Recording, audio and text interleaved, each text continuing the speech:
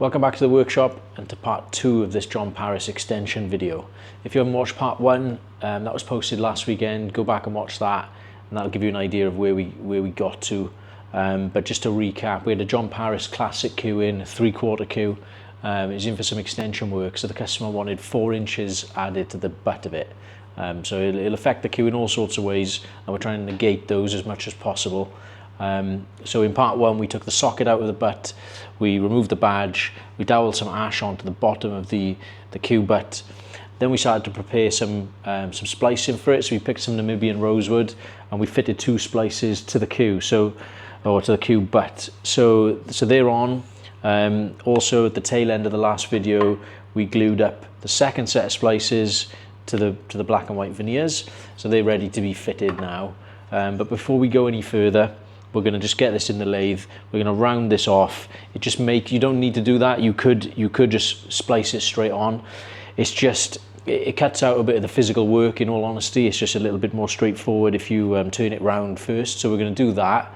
And then we've got to continue then to kind of try and match the original spec of the queue with the new spec then, if you like. So we need to make sure that the butt is the same size, so it'll feel the same grip size in the customer's hand. So yeah, the few steps to this. So let's get started.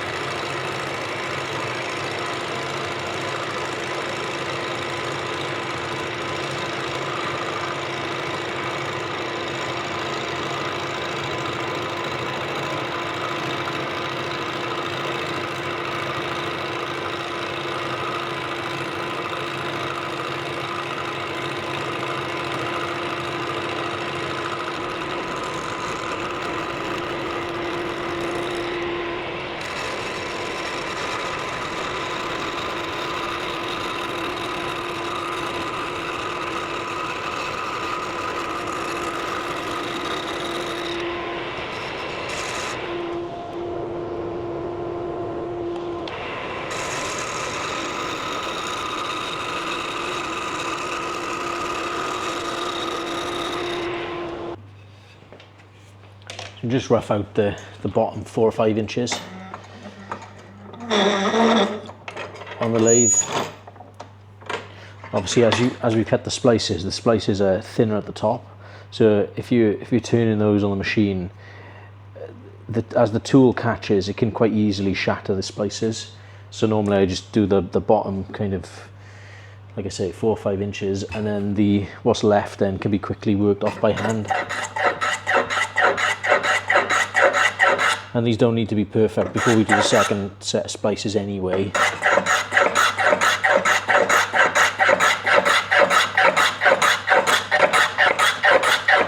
Just literally taking off the excess, so there's less to plane through.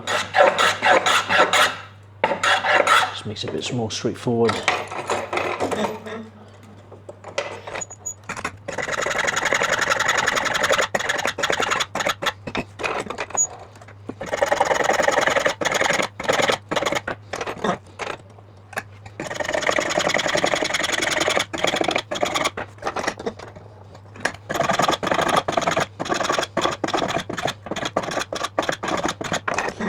So you can start to get an idea now of what that's going to actually look like when it's done.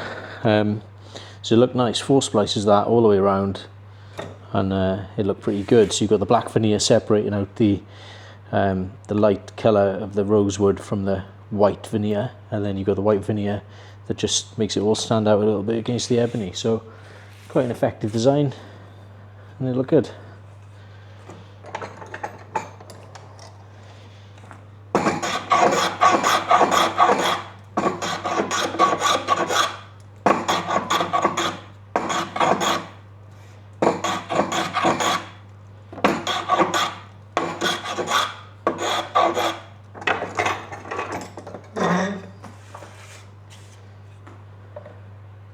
So now that they're done, all roughed off, we can cut the second set of splices. But first thing we'll do is get a new plain blade. Plain blades last a little while, but you're always better off, especially with timbers like this. Like I said, some of the African ones could be quite dry. This isn't so bad, but it does still want to tear on you. So it's just nice to have a nice fresh sharp blade. It kind of stops that as much as is possible to stop it.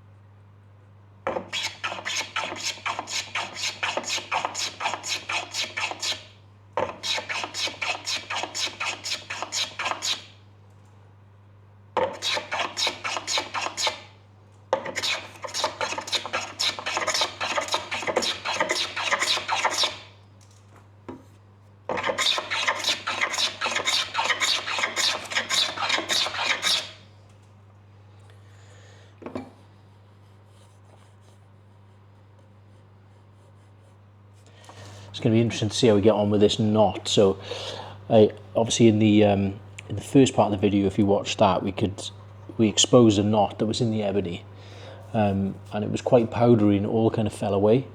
So I've hit this knot straight away, and I have to say it does look more solid from this side, which is good, because I was a little bit concerned that if that was powdery as well, we could have a little bit of a complication on our hands. But that doesn't look so bad at all. So we'll keep going and see what it's like as we go deeper.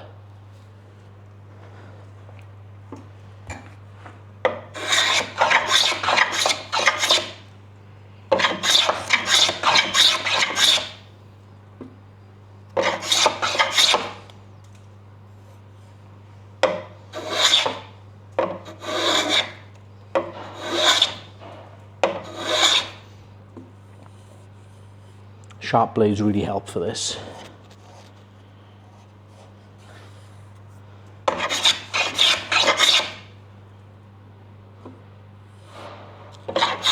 Thankfully, that looks pretty good.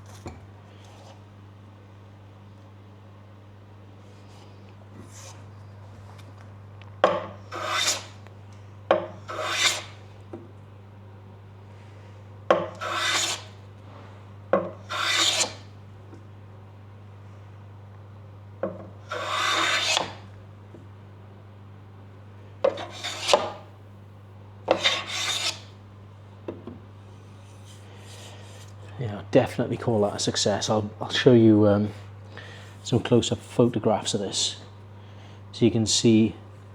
Well, you can see where there's like a rough spot in it, and that's where the grain texture and pattern starts to change around the knot.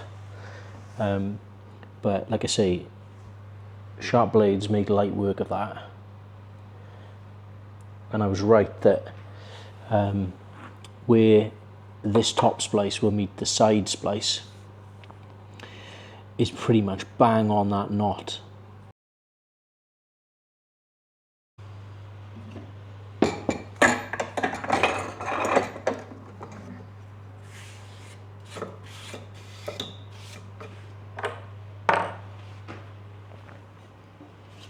take some measurements off this and cross-reference it with the first set of splices. We should find that there's no more than a fraction of a mil between them.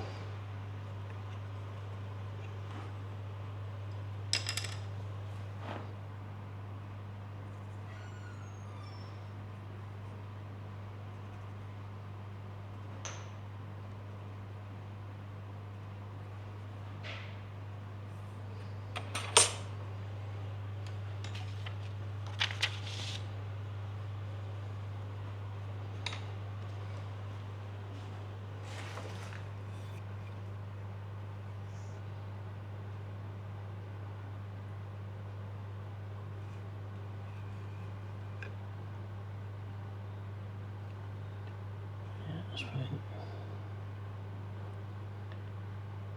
15.4 versus 15.2, and then we've got 12.25 against 12.33. Yeah, that's fine. That's absolutely fine.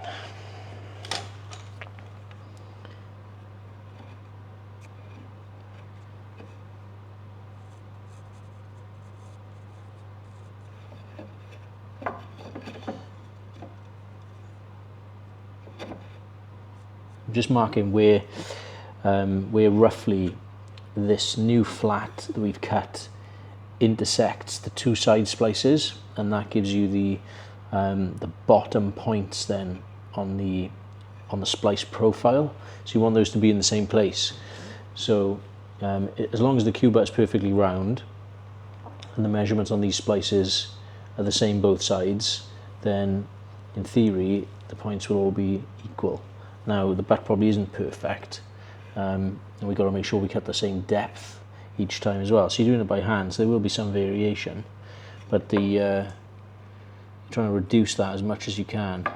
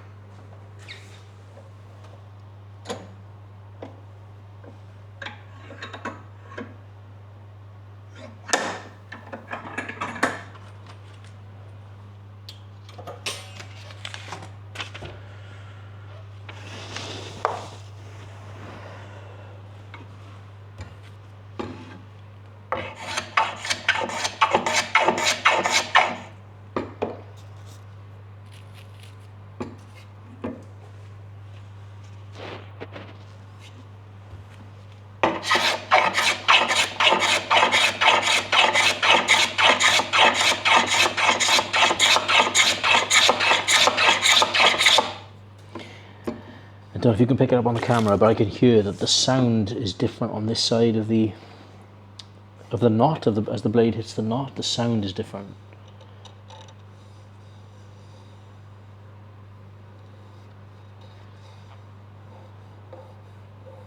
So I'm hoping that isn't softer on this side.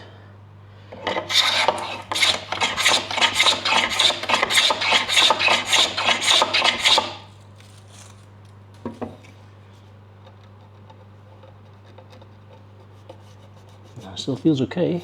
We're going to get away with this.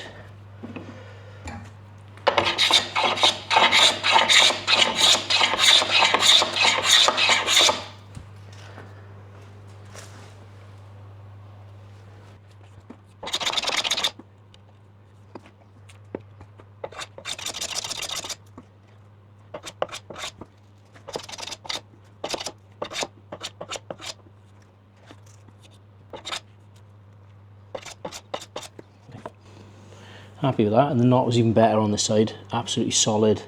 So that's probably there's probably more filler in there from when they filled it originally, but that's come out as well as you could hope. So quick measurement now, make sure those two sides match, and then we're ready to glue the second set of splices on.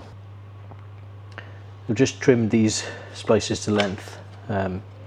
But before we do anything else, we're gonna just cut them widthwise as well, to make sure that we're not using excess rosewood for the sake of it. So we'll just cut out a little bit of work later if we just run the saw down there.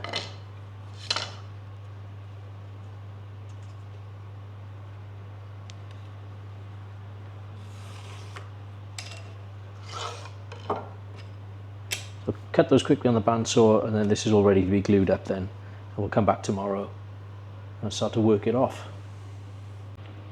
So it's Monday morning. This has been glued up over the weekend.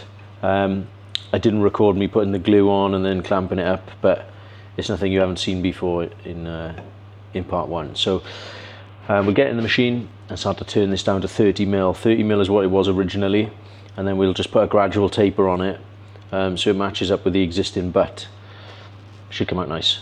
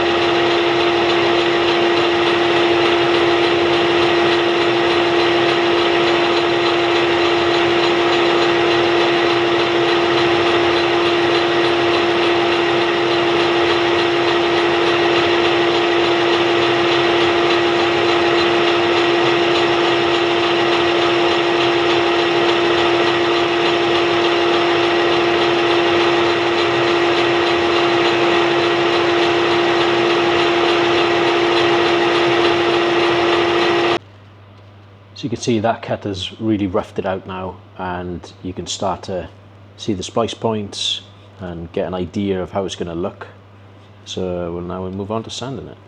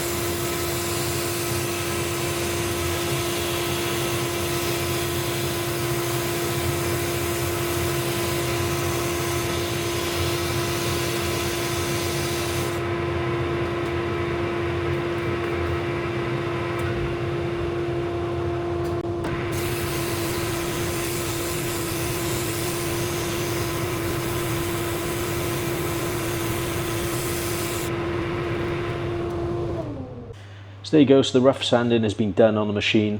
Obviously still got a long way to go with it, but you can get an idea now of what the grain pattern looks like, and it's come out really nice. It looks really effective.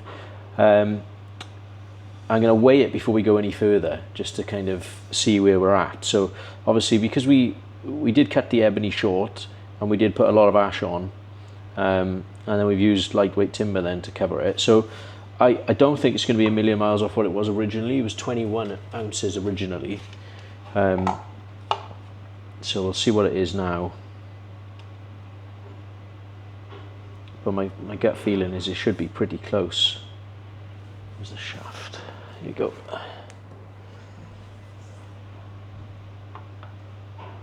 Yeah, 21 1/8 of an ounce.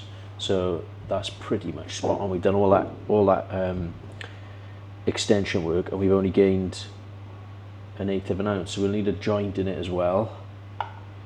Takes it up to 21 5/8 of an ounce. So just over half an ounce. Now I'd be well pleased if it comes out like that when we're finished. We've also got to take a little bit more off this, and we need to round the butt, because this is about 30.3 at the minute, so it needs to be cut a little bit short. It's a little bit long at the moment, and obviously we've got to cut the flat to put the badge on, so we're not going to be a million miles off the original weight, which would be great, because the balance will be slightly different, but it will give the same sort of overall feel to what the customer's used to. So yeah, no concerns. I'm glad it didn't come out and at like 23, 24 ounces, because if that happens, if you're adding snakewood or something like that to this, then you'd be at 24, 25 ounces probably. So yeah, really pleased, made a good choice with that. So we'll get it back in the machine. We'll just make sure it's down to the final sizes, and then we can start fitting the joint. We also need to drill. If you watch part 1, you'll know that we also need to drill right the way through. There was a knot in this that started to break away, so that would have been around here. In fact, it's probably higher up actually, because I think it was still going to be visible. Not that you could see it at the moment.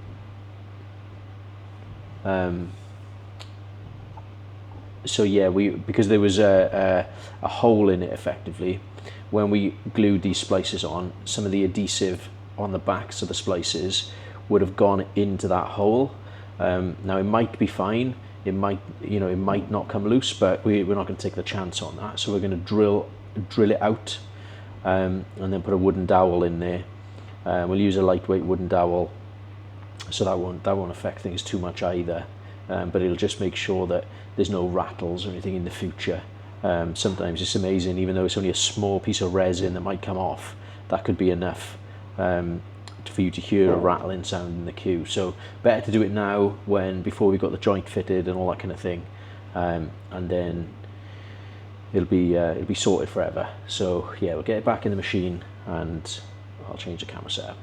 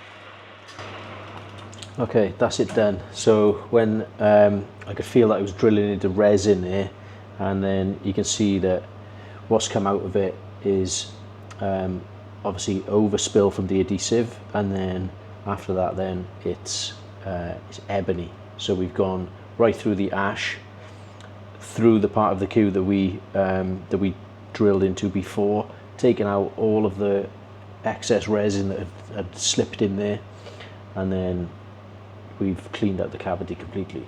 So we can plug that with a dowel, and then we can fit the joint. So just put a small pencil mark on the queue there, and that's where we need to face this one off to get it to the correct length. So one pass should do it, and then we can round the bottom of the butt off and drill for the socket.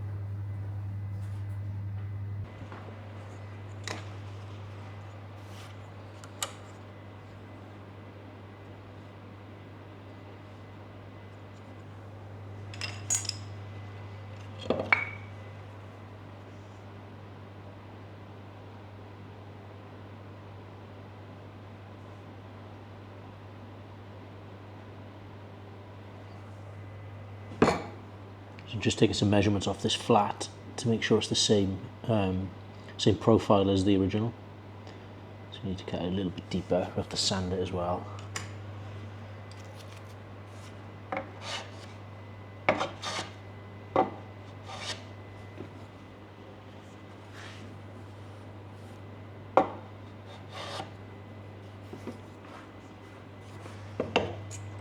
That should be it.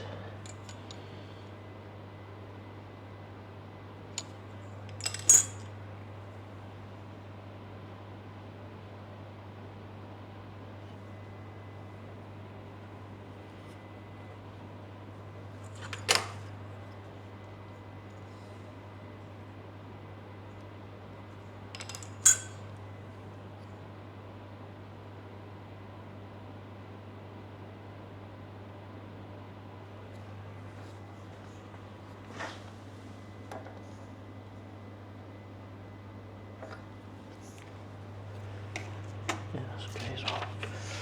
Good. Right, let's drill the hole for the badge.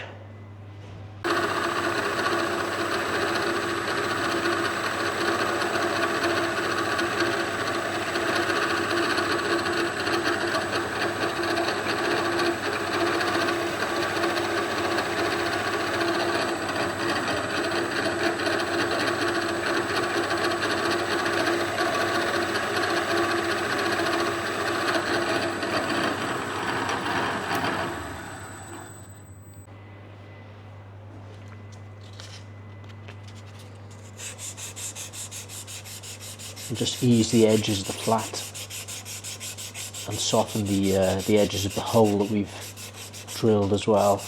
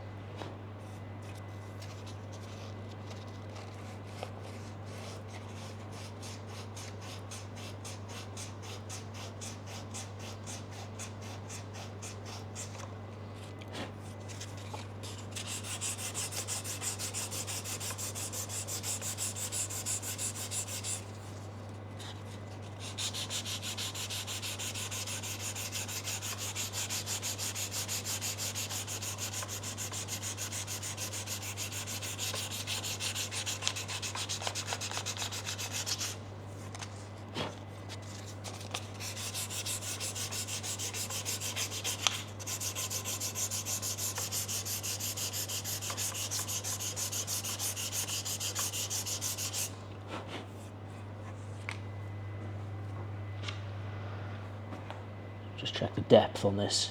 That should be pretty close, but obviously we're taking a little bit off this now, so we might have to just take a little bit off the bottom of the badge if necessary. It should be okay.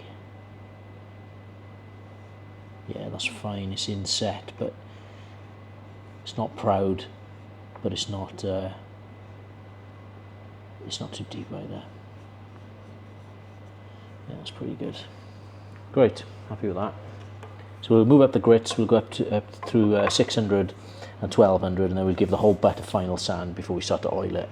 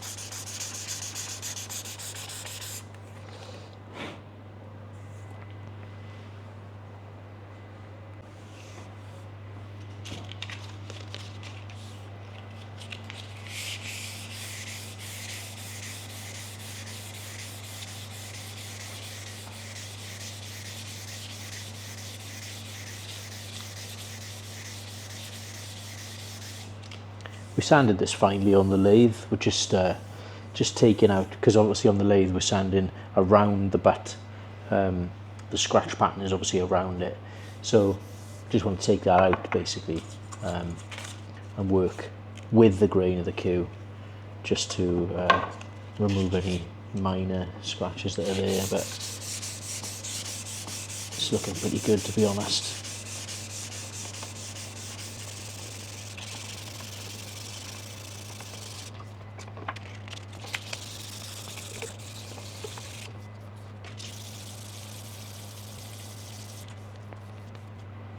And that's it done, ready for oil.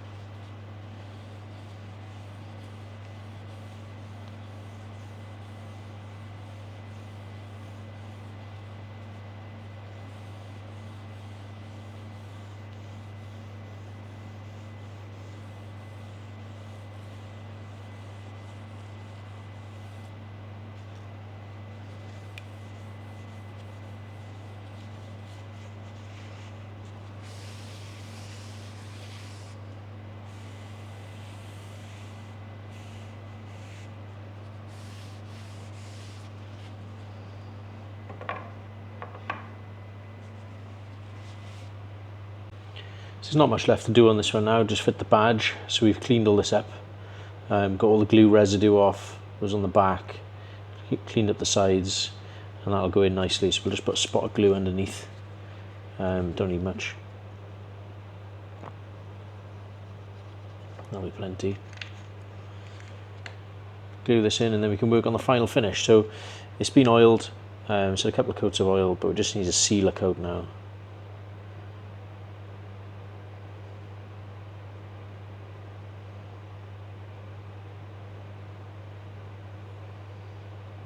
Beautiful. So we're pretty much at the end of this video now. Everything's been done. The final finish has been applied and polished, and I hope you agree it's looking pretty good. The Namibian rosewood has come out really well. It's a beautiful colour, and it gets deeper over time. So yeah, definitely a nice looking cue now. Before we finish, I'll just talk quickly about the spec. So when it came to us, it was 58. It had a 16-inch butt and it was 21 ounces. So it was already quite heavy, so we're keen not to add too much extra weight. That's why we chose that wood, obviously. Now that it's finished, it's 62, so it's up to the length the customer wanted. The weight is only 21.5, so we've only gained half an ounce, which is ideal. And the balance on this hasn't changed a great deal from where it was originally. So originally it balanced 18 inches from the butt. So the butt was 16 inches and it balanced 18 inches. So it was 2 inches above the joint. Now it's come out, it's an inch above the joint. So it's pulled the balance back slightly from where it was, but obviously overall it's actually pushed the balance forward a little bit. So it gives the customer some options. So if they want the balance to feel exactly as it did before, we can add a bit more weight further back. The weight will go up, but the balance will shift back to closer to where he would have known it. So that's kind of personal preference on his behalf, really. And I think you need to hit a few balls with it before you can decide that. But overall, couldn't be more pleased with this. It's not often you can keep the weight as similar to the original when you're adding such a lot of length. So it's come out really well. If you need any work done like this, or you want to inquire about some work or anything like that, please get in touch through the website. So if you visit lonergancues.com, you can fill in the form there. All the contact numbers and stuff are there as well, so you can give us a call to go through it. Pretty full for work for this year now, to be honest, kind of pushing into November. And a lot of that work wouldn't be finished until the new year, but yeah, if you need anything, please get in touch and let us know. Drop a comment as always, and like and subscribe if you haven't already. It's good to see the interaction. You know, people are making some good points and telling us about their cues and what they've used in the past, and it's all good stuff. It's good to see. So yeah, if you need anything, get in touch and look out for the next video, which shouldn't be too long. We're making a shaft for an Andy Gibbs cue. So that's something that we don't do that often in this workshop. We don't see a lot of Andy Gibbs cues in South Wales, so that should be an interesting one. We're well underway with that. I would think it's going to be a couple of weekends until those videos are up. But yeah, look out for those, and we'll see you next time.